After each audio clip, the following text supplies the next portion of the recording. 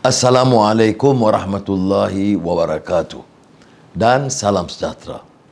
Saudara-saudari, Malaysia pernah menjadi tatanan contoh dan harapan kepada dunia tatkala kemajmukan menjadi elemen yang mengikat persaudaraan antara kaum di negara ini.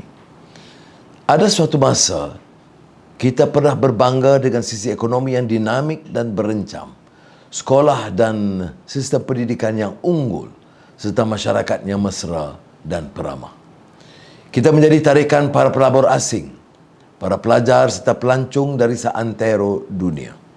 Kita cemerlang di pelbagai sisi dan lapangan, terutamanya di rantau ini, dan diteladani dunia luar sebagai pemangkin harapan dan perubahan. Generasi muda hari ini menyaksikan dimensi negara yang amat berbeza dari yang pernah kita kenal sebelum ini.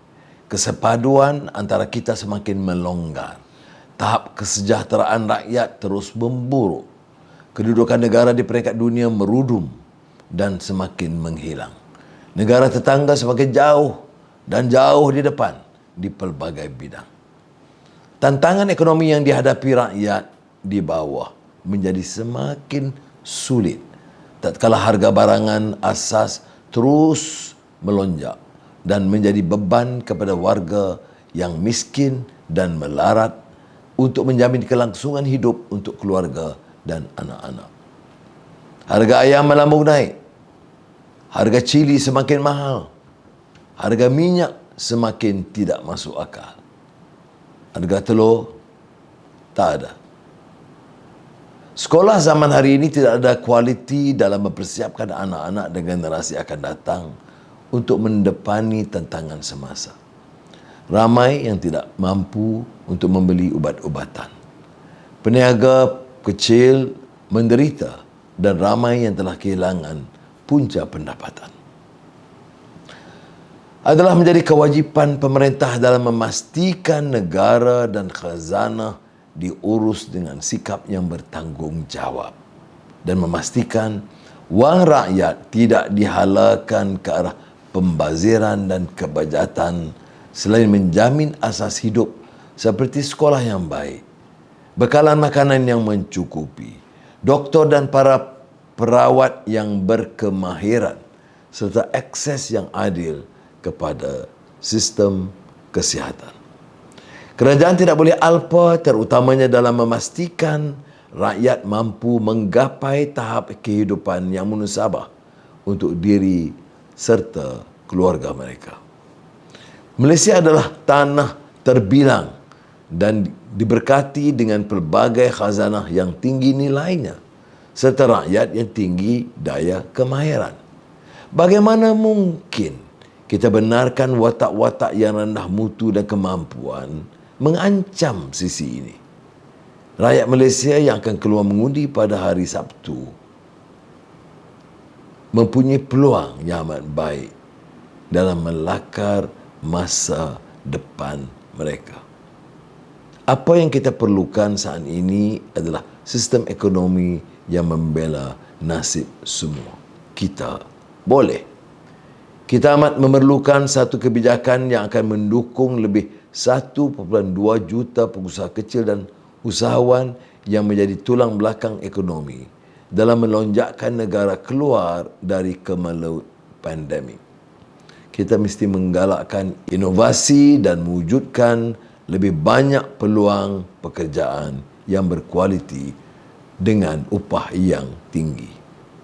Kita lakukan yang terbaik dalam memastikan kebajikan ibu bapa kita terbela di mana wang simpanan mereka habis digunakan saat pandemik menyerang serta menjamin masa depan yang gemilang buat generasi muda untuk mencapai kesejahteraan. Kita komited untuk menyokong dan menjaga kebajikan semua penjawat awam. Segala matlamat yang digariskan ini tidak mampu dicapai tanpa dukungan mereka dan kepimpinan yang terampil dari pasukan harapan. InsyaAllah, saudara akan menjadi saksi kepada penambahbaikan mutu perkhidmatan awam serta komitmen yang diperbarui untuk memperbaiki kehidupan rakyat ke suatu tahap yang belum pernah disaksikan. kita boleh. Kita boleh laksanakan kesemua impian ini dengan sebuah kerajaan yang stabil. Sebuah kerajaan ini akan menjadi stabil jika ia patuh kepada perbagaan. Ini termasuklah memelihara agama Islam sebagai agama persekutuan, bahasa Melayu sebagai bahasa kebangsaan, penetapan hak keistimewaan orang Melayu dan Bumiputera, serta kedaulatan Raja-Raja Melayu. Sementara itu, hak setiap rakyat berbelang kaum akan terus terpelihara dan maruah mereka dihormati laksana sebuah keluarga. Sebuah kerajaan itu akan menjadi stabil jika para pemimpinnya berkhidmat demi rakyat, bukan untuk kepentingan diri sendiri. Sebuah kerajaan itu akan menjadi stabil jika pimpinannya punya akhlak, menolak rasuah dan menjunjung kedaulatan undang-undang.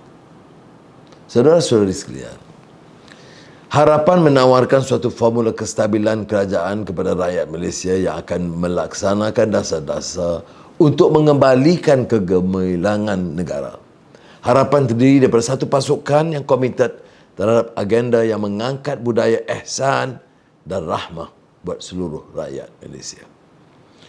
Pemimpin kita telah membuktikan kejujuran dan integriti mereka. Menerusi khidmat mereka kepada rakyat, kita akan memulihkan keyakinan antara rakyat dengan kerajaan. Selepas harapan mengambil alih kerajaan, saya tidak sesekali akan mengizinkan bertunasnya kebencian. Saya tegaskan bahawa sikap permusuhan dan kebencian sesama kaum tidak ada tempat dalam negara kita. Kita akan merangkul kerjasama semua kaum, Melayu, Cina, India, Iban, Kadazan dan orang asli untuk mencorak masa depan yang lebih sejahtera untuk negara. Inilah caranya untuk menjamin kebajikan setiap rakyat Malaysia dan menzahirkan sikap ihsan, terutama buat mereka yang sedang menghadapi pelbagai ujian dan cabaran. Saudara-saudari yang dimuliakan, pilihan raya ini bukan soal menukar Perdana Menteri. Pilihan raya ini merupakan peluang terbaik untuk menyelamatkan negara dan melakukan perubahan yang menyeluruh untuk memulihkan negara kita tercinta. Saudara-saudari, tiap 5 tahun sekali, saudara punya kuasa untuk menentukan ke mana hala tuju negara. Tiap 5 tahun sekali, saudara punya kuasa untuk menentukan kerajaan bagaimana yang saudara impikan. Manfaatkanlah kuasa demokrasi di tangan saudara dengan sebaik mungkin. Yakinlah, insya-Allah, bahawa kita masih punyai harapan. Bersama kita boleh. Assalamualaikum warahmatullahi wabarakatuh.